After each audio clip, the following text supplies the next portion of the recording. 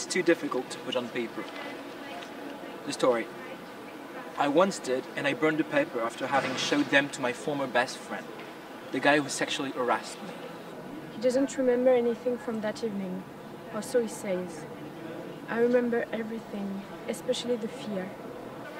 Many days after an incident, I would still get panic attacks when he texted me. He was just annoyed by the fact that I didn't reply to him. That was when I decided to find the strength to tell him about what he had done to me, how he had bitten my hand and I tried to push his face away from mine. How he had touched me places and forced me to touch him places. How he had held me down to the ground and pushed me into a wall. How he had said he loved me and I had to remind him that he had a girlfriend. How I had run from Hill while he was throwing poison by alcohol. How he called our common best friend to pick him up because I was scared to death. Feared for my own security, but still couldn't leave him in the gutter all by himself. After all, he was my best friend. Somewhere in me, I still want him to be. But I can't let go of the anger, the fear, the bad taste in my mouth. I never called the police, but I called my psychologist right away. What surprised me the most after the incident was the fact that my parents didn't believe me at first.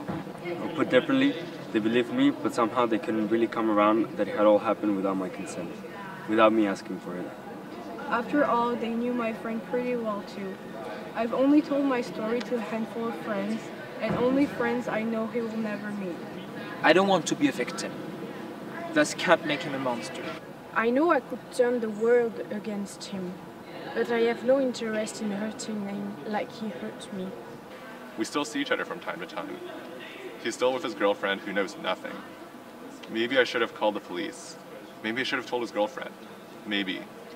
The dark figure of crimes when it comes to sexual harassment are enormous, and somehow I feel guilty of not having told society about my experience. I know I shouldn't, but I do. This is my story. I too was sexually harassed. I don't know what to say, but I think she was right to write her story and not just... people need to know. It just shows that the majority of sexual assaults are committed by people who are close to the victim, and that no one is ever safe.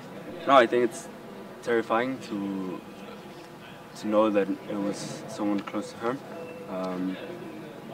And I think it takes a lot of courage to share stories like this, and it's really important because then that way the victims know there are people listening and other people know they're not alone. She tells that it's something like that is normal, and like her parents didn't believe her. It's a friend. It's something that could happen to every one of us. It seems so, the way she says it makes it seem like it's very much part of our culture, very much normalized.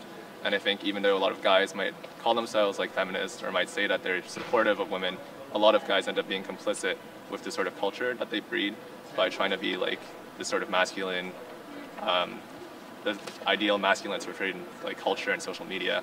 And I think it's really important that we help fight against that and help change what we see as masculine and what masculinity really means.